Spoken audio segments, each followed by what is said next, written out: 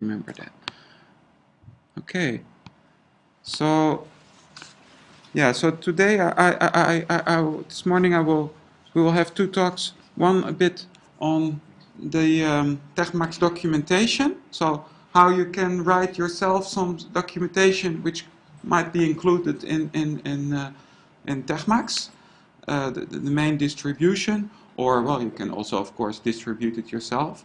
How to create some web pages from the documentation, and also, if I have time, to show you a bit how you can open an account on Savannah. So this is the system where we have our SVN server and some other bug trackers and some other things, and how to, well, very quickly give an example. Well, show how some automatic help is generated too from Scheme. I will talk more about that later, but just for completeness to see that this also exists. And then Grégoire will give a talk about Mathemagics, which is the other system that we are developing. That's a computer algebra system. And similar to Aldor, it's a compiled language. So with Aldor, it's the only compiled computer algebra language. And he will mainly insist on the interface to TeXmacs, which features a few special interesting things for you who want to develop some those who want to develop plugins for TeXmacs, because there are now some features, well, which are maybe not widely advertised, but there at least you can see how to use them and how to make things more interactive. So okay, so the documentation, of course, is one of the areas which is easiest in a sense to contribute if you want to make a contribution to TeXmacs. It's maybe also the most boring thing to do, but it's also a good opportunity probably to learn a bit about the editor, about how the structured text works, and so it's not completely well, inutile, useless. And of course, it's very important for the end users to have good documentation. There are several things still which are not documented, like for instance the graphics editor, and several things about Scheme, of how to use the internals. So there are many things where actually documentation would be appreciated, as well as translations of the documentation. For instance, for use in secondary French school, it would be nice if we had a translation of the full documentation into French, for instance. So let me show how things work. So first of all, where do you find the documentation? So I have downloaded TeXmacs in my home directory in TeXmacs. And then if you download it from Savannah, the SVN version, you will get a SRC subdirectory. Then you go to the TeXmacs subdirectory, and there's a doc subdirectory. In there, basically you have everything which is the documentation of TeXmacs. You also have, if you go to the SVN server, you also can check out a web subdirectory, and this contains the complete website of TeXmacs. So all these things are written directly with TeXmacs, and then exported to HTML. So let's see. So here so there are several parts. So this is the main documentation. This is documentation for developers. So with the Scheme interface and things like that, about the document format. And this is documentation, well, just the author's main changes and things like that. So even that, I don't really have time to keep these things really updated anymore. So there's also a problem of keeping all these things up to date. Okay, so that's where you can find documentation. So if you want to write some documentation yourself, you just choose the tmdoc style for document, and then if you enter a title here, it will be well, the title for some documentation page. So let's see.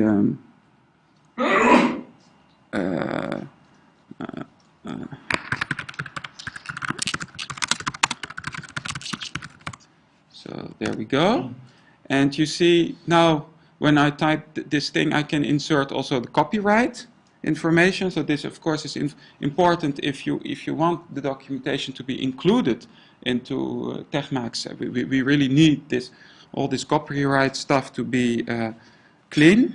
So we do this. So it will automatically insert the free documentation license, which is the thing. Oh, wait a minute. So by Joris, right? And then we can start writing. So well, I can now just start writing some documentation. As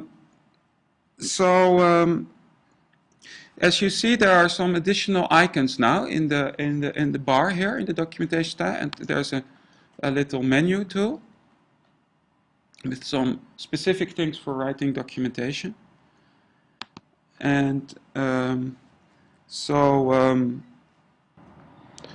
Is it predictable where new menus appear? Well, that's programmed by the one who programs the interface. Yeah, it's somehow predictable. I find it difficult to see that a new menu has appeared. If new menus appeared always to the right, that could be a hint or a color. I don't know. Yeah, but you see, the point is that imported menus should always appear in the middle because they should be easy to find. So if you select, for instance, a document style which is precisely for writing documentation, the user would prefer to have these icons and these menus in the middle. I agree, but it's difficult to know because it's a long list. So maybe there's a graphic hint that a new menu that's context dependent has appeared. It's just an idea. I find sometimes I overlook the appearance of new menus. Okay. Well, we can discuss this a bit more. Okay. So one of the first things that if you're really writing documentation, you typically want to do is writing documentation which consists of several documents. So if you do that, then you have basically to tell TeXmacs how to traverse the documentation. So you may write several individual pages about several topics, and then just combine this scattered documentation into one big demonstration or it's a documentation file. So let me show how that works. So for this, I'm going to save first the document somewhere. So we're going to the a demo scratch. Okay, let's put it there. So let's say, and then I'm also going to give it a name. So this is the convention for naming documentation. So I put the name of the file, then the language in which it's written, because documentation usually might be translated into other languages, and then just the .tm extension. So, right. So then I can insert this thing.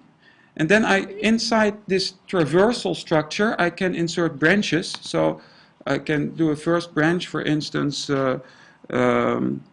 let's see, what did I want to What can I give as an example? Well, some introduction, for instance, basic introduction.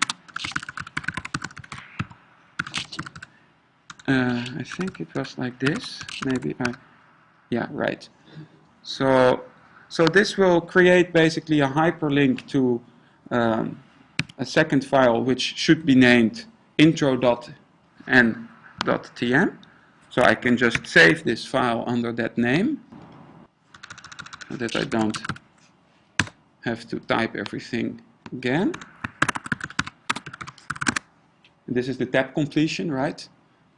Because introduction was already inside the document, so tab completion will work.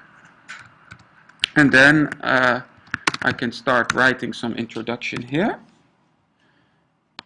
Then I can go back to this one, and I can insert another branch.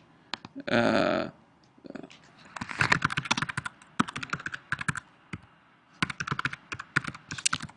that. So how did I call it? Code, okay. So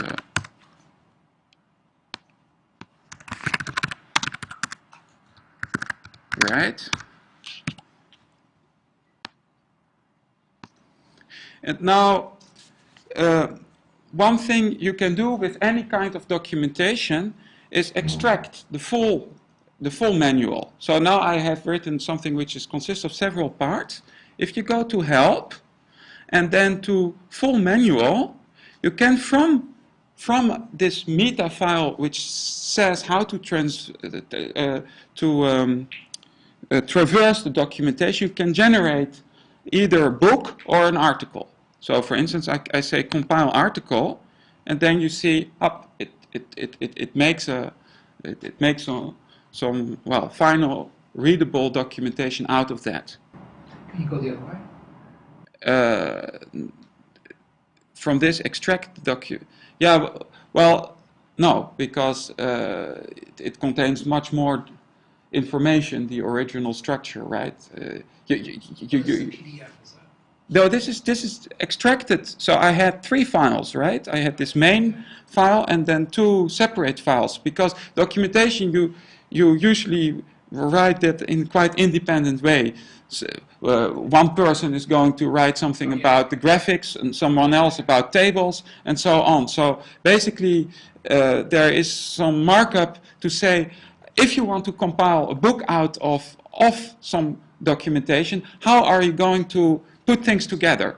So the file and that can even be several files. So I could reuse these different parts of the documentation in some other book, which adds some other stuff and which removes maybe some things. So here's the thought. Often you start a small projects usually get bigger, they don't usually get smaller. And so if you start with a small document, it could be that after some time you would like to split it into several sections so different people can work on them. And so right now this has to be done by hand. That's done by hand for the moment, right? Because, well, of course you would have to give names to these things too, right? What would be the file name, for instance, for such a thing? Maybe the same thing as a section head.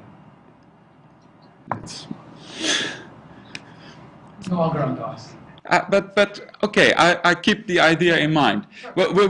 It's also, well, a disadvantage of current file systems, which are also imposing us some way of thinking, current file systems. If file systems basically wouldn't consist of files, but of databases where you just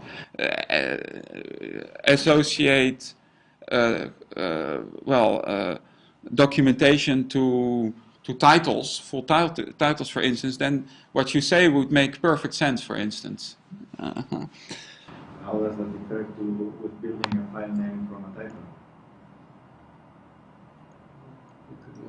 Well, of course you can have characters which are not allowed. Yeah, you might even have TeXmacs markup, right, inside the title. I can basic introduction about, let's say, mathematics.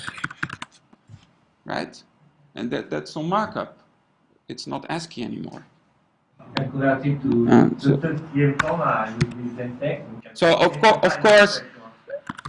of course, well, we do some. I think we, Well, this cannot all be solved. Okay, this is not the hardest problem. okay. Anyway, right. So then, if one is writing documentation, usually, well, we want to write documentation on a program, and when writing documentation on a program, you want to be able to refer to some menu items. You want to refer to some keystrokes that you would have to type in order to get something. So that you see these things here. So, for instance, please use the, let's say,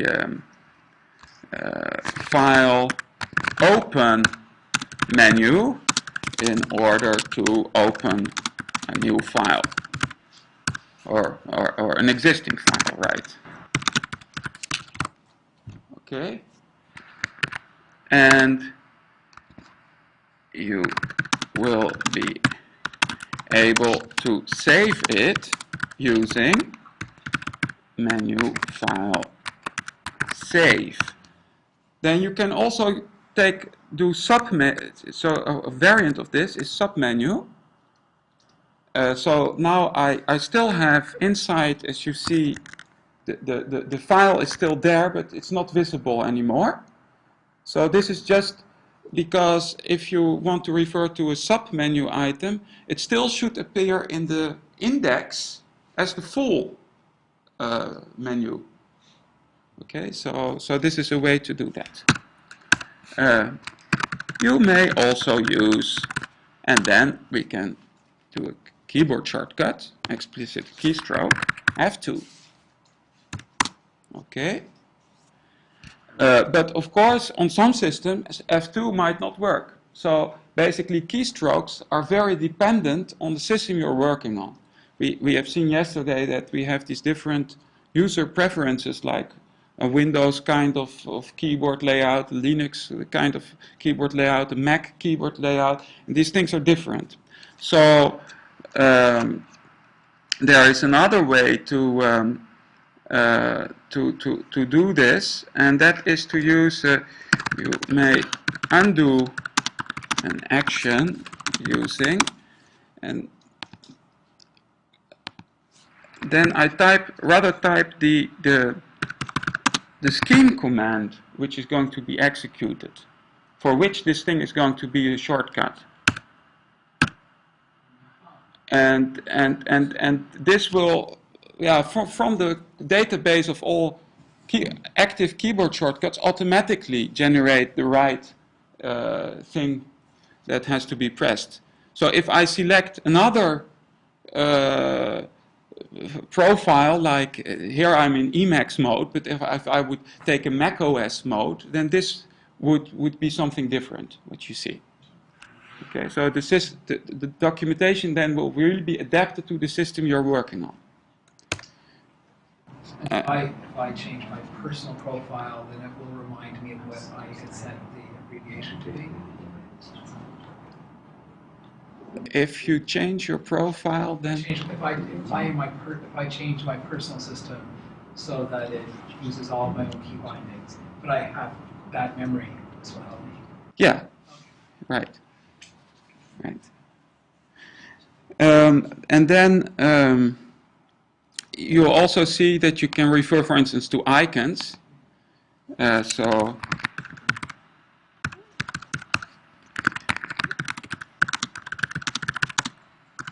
So this is not completely up to date. This was really for the X version.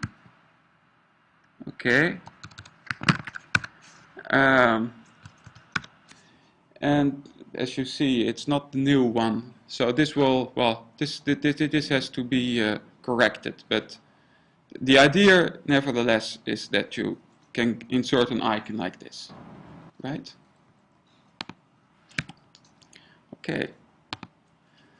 So What if you define your own icon for your own menu or stuff? Where do you define You have to put it in the place where all the icons are. and that's enough. And that's enough, and then you can refer it by the name of your icon.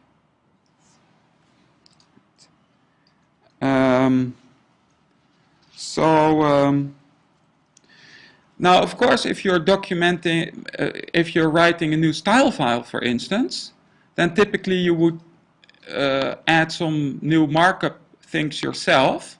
So you might add a tag, a new tag, for instance, and a new TeXmacs macro, which would be called blah, for instance. And this one takes an argument, a body. And then with this thing here, explanatory item and TeXmacs macro, you can document this kind of things. So here you would type, let's say, well, I can first add a short description, some informal and usually useless things, right? And then here you can some very verbose and useless information, and then you can refer to these arguments here by marking them up. So this would be a macro argument body, right? So I can mark that up like that. In a similar way, I might want to insert some scheme code. So foo bar XY, for instance, and let me see. So maybe let me see. I think there was a possibility also to. I have to. Okay, this is. Oh yeah. This is. This is the keystroke that we defined yesterday. Okay, this is. So SCM is just for doing some scheme things. This compute the well, let's say the foo bar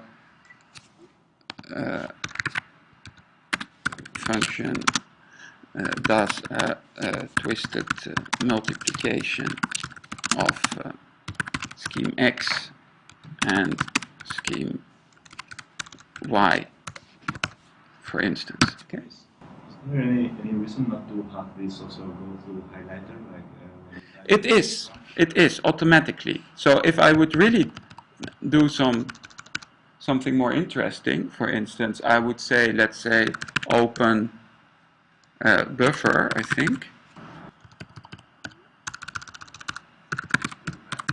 The prompts we don't see Syntax highlight. It is being highlighted here. Okay, Yeah, maybe you don't see it, but it should be blue. Okay. It's a blue, great blue. Opens the buffer. I hope this is really correct. And then you can also, I think there should be some markup also for specifying that it's a scheme argument, but I forgot to put that one in the menus. But that should exist.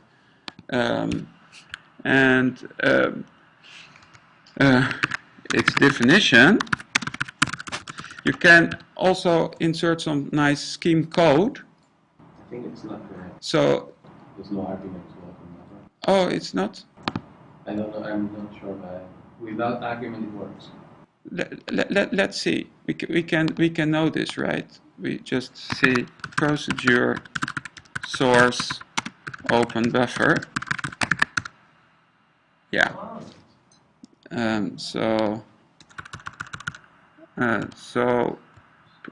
the real thing is prompt the user to open a new file.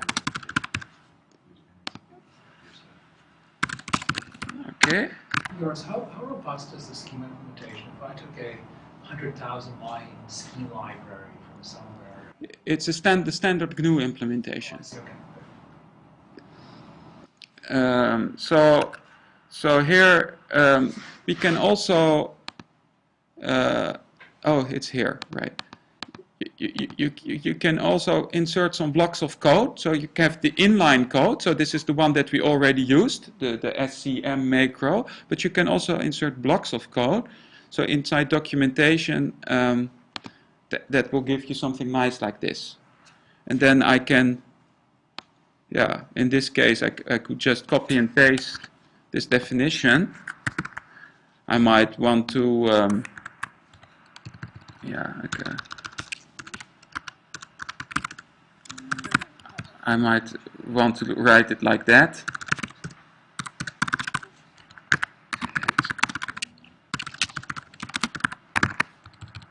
And then here we have the documentation. Okay? So now once again, we can look at the result of what we have done. We go back to main. We can compile book. Now we have full book, the demonstration of documentation with a table of contents that we can make. First chapter, second chapter, and even an index. So we can do update of the document. Up. Right. And as you see, the fact that we use markup for all these things now makes it possible to all these things automatically appear in the index as they should, and we can browse the book, well, which is a bit short, but we can show it also in a browser, right? So this is this would be the PDF version, which I don't know, which may, why is it not clickable? I don't know. It's often should be clickable, but okay. Anyway, so this is what you get. That's the book at the end. Okay. So if you are writing a plugin, so for instance, then if you put the documentation in the doc subdirectory of your plugin, then there will be a file which is the name of your plugin, .en.tm. And if this file exists, it will automatically appear in the help of your plugin. So we can look at some documentation on Maxima, for instance. And it's recommended that if you write some documentation on your plugin, and of course the plugin should have some documentation on how to use it, then the idea is to always put a small abstract of what the plugin is well supposed to do, and a small demo session which illustrates how you can use it. So here it says how to start, for instance, a Maxima session, and there is a nice tutorial on the website, and here is a very small sample session.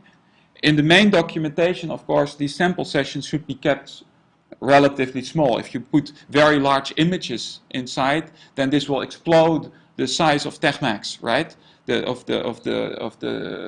of the TeXmacs distribution. So basically, the idea would be either to put just formulas or things or some images, but not. It shouldn't take up megabytes. It may take up 100 or a few hundred kilobytes, but not megabytes, right? So as to keep things reasonable. With sessions that are not evaluated. Yeah, or not evaluated, or right. So exactly. If you want to. Okay. So then another. Yeah. So then another thing that you typically would like to do is to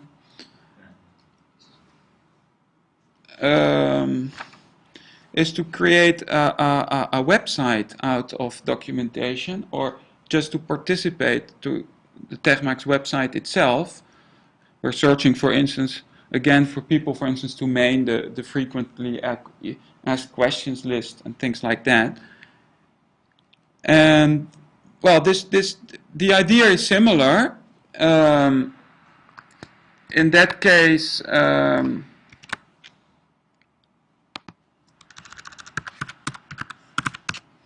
Instead of taking this thing here, you would rather have to choose the TM web style. And if I insert a title, you will see something which looks a bit like, what the TeXmacs web pages look like. New FAQ, for instance, right? And then you may want to insert classification. So where is this going to appear typically? So let's look at the website.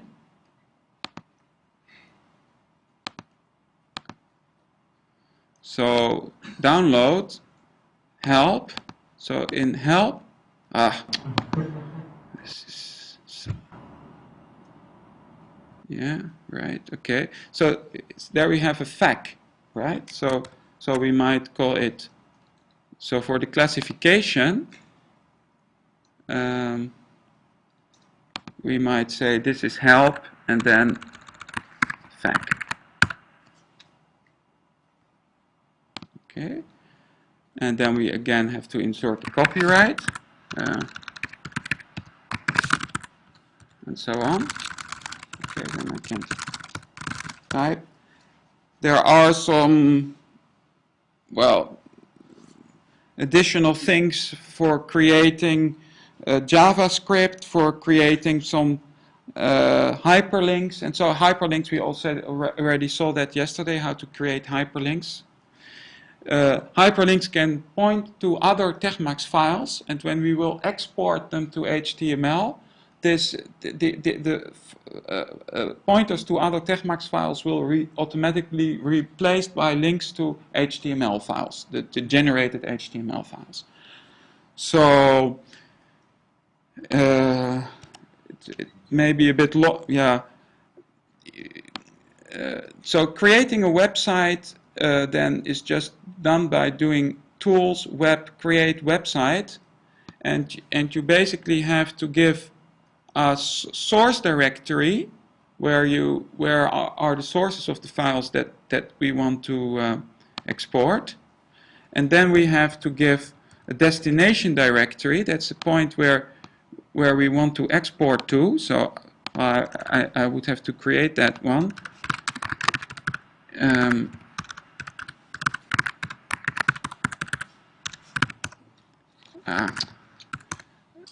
And so let me website. Do you have recommendations for how to structure? And now it already translated everything. Do you have recommendations on how to structure multilingual documents? Yeah. So I'm going to comment it right now. So if I open the thing, so that was. Chris, maybe the microphone is occluded by the shift. Oh yeah, right. And there you see, right? Here we have the result of the export.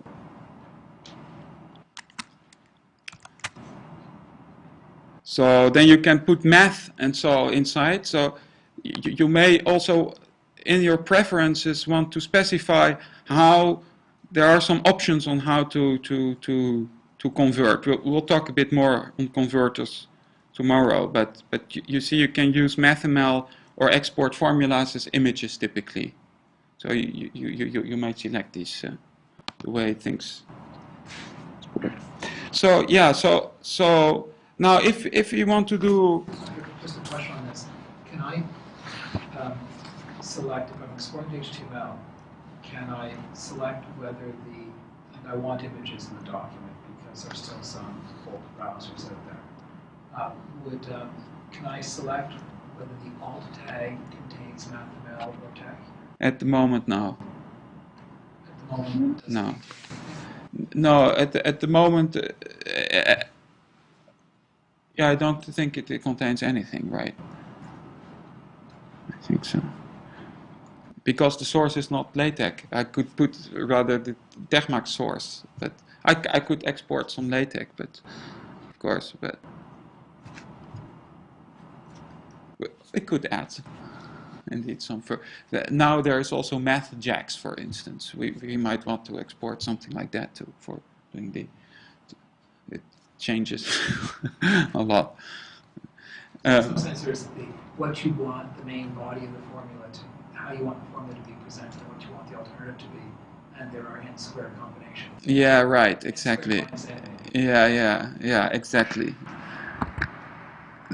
So to come back to the multilingual question, so if we want translation, so I said already that if we want, for instance, a French translation, we would just have to change the en suffix by fr, and then in order to use French, you also should select, of course, French as your document language. So that's an important step that you really shouldn't forget, because this really affects a lot of things, how things are going to happen. For instance, if we take one of our, as you see here, for instance, for the website, all the website has been translated here into French automatically. And also the hyphenation of text is dependent on the language that you use. So you really have to select French if you want correct French hyphenation. Also, if we go back to the intro here, we had this file open menu. Of course, if we're in French, so let's translate this thing into French, then this thing also will be translated into what you would see in the French interface. The French interface, you can select it by doing this. Right? Well, it actually wasn't open, it was actually load that I should have written. But, right, that's correct. And so the translations which are being used here, you can also find them. They're all inside TeXmacs, source, TeXmacs, lengths, natural, dictionaries, and here we have the complete, well, here's the Dutch one, for instance. These are all the translations in scheme format. Okay, so this should be made better. So I will not go into this now, but this should be improved quite a lot. But at the moment, this is the way it works.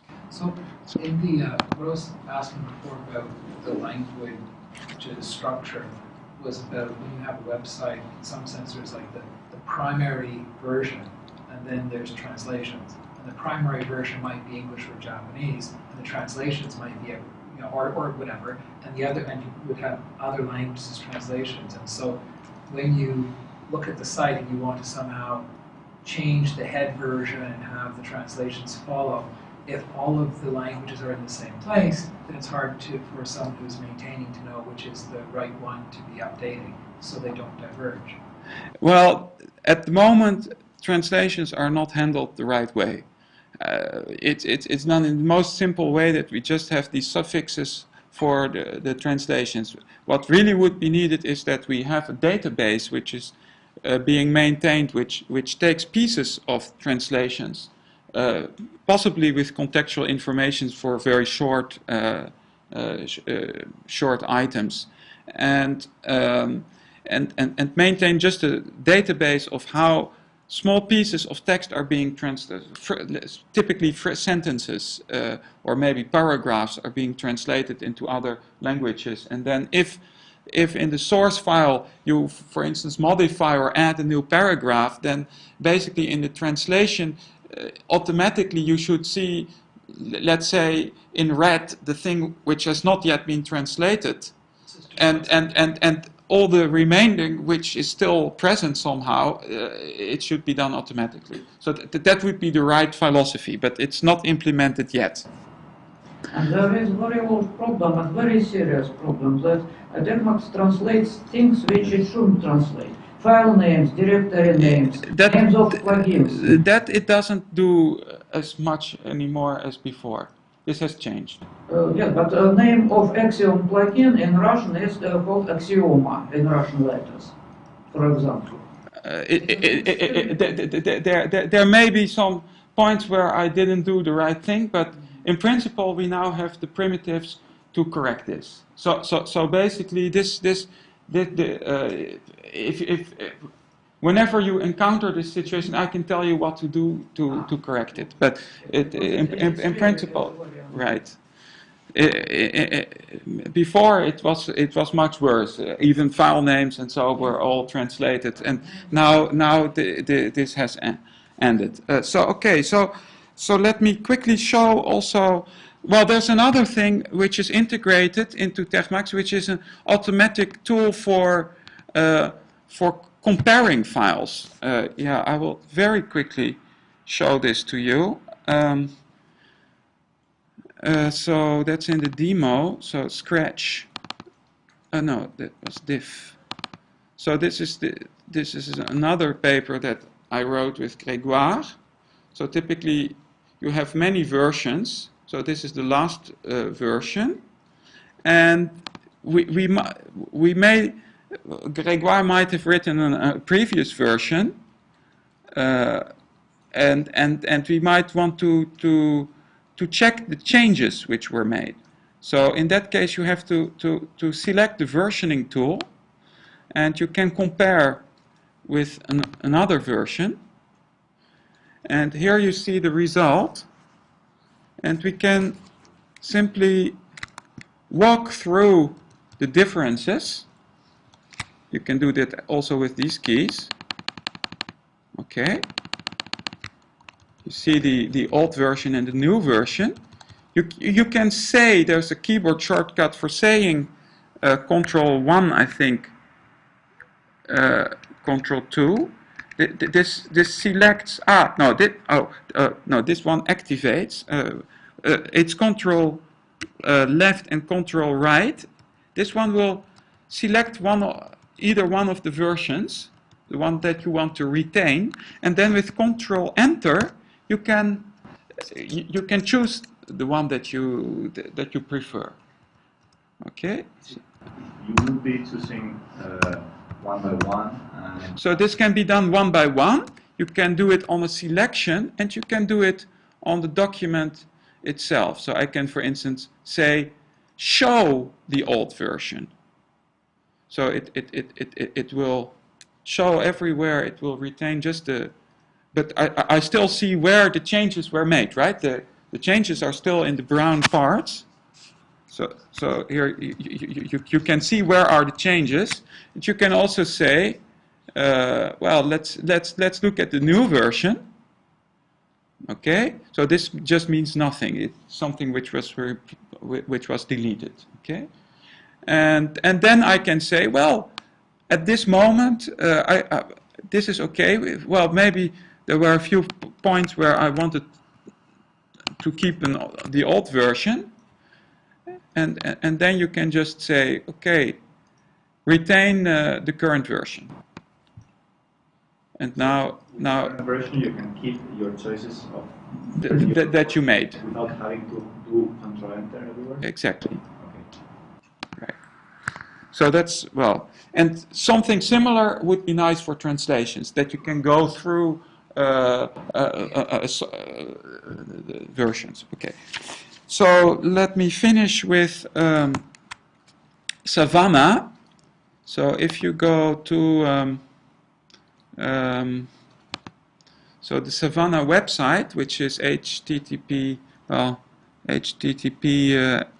dot, what you see here.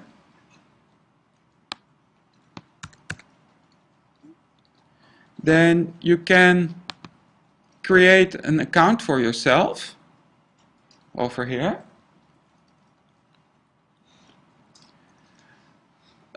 Once that you created an account for yourself, you will have to oh gee, what's going on? Let me do it like this. Yeah, I'm sorry, this is in French. This stupid browser, I don't know how to keep things in English. I would like to have this in English, but somehow they are getting too smart, so this is even worse. Because extension which changes your user agent to whatever you want, and then you can choose the language. Because it's fine, I don't know. Yeah. But you can have it in any language you want. Yeah, I guess so, but I looked at the preferences and I didn't find the thing, but if you can tell me, nice. But It's trivial, I just say export LC all equals something before starting. Yeah, but here it is in English. The laptop is English. I mean, I don't understand why this is in French. It's strange, but anyway. Okay, so the idea is, so now I'm there.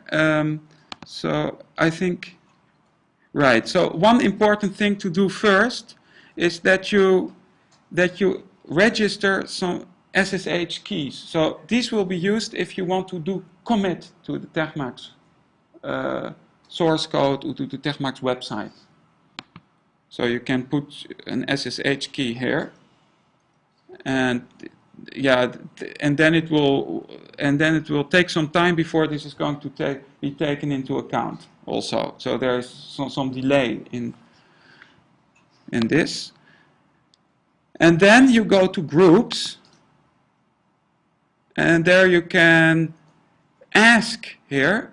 Yeah, in English this will be stated differently. It's a request of being included into some project. So you type the name of the project where you want to be included, and then there will be a mail which will be sent to me, and then I will add you to the TeXmacs group, and then from that point on you will be able to check out the sources, make modifications, do commit. So, well, you have to look at the SVN, how it works, the commands that you have to use. Checking out things is also explained. It's explained here. It's here it's subversion. So this is development tools in English. So the subversion thing, and here is the command that you have to use for checking out things. And basically, this is also indicated on the TeXmacs web pages how to do this actually.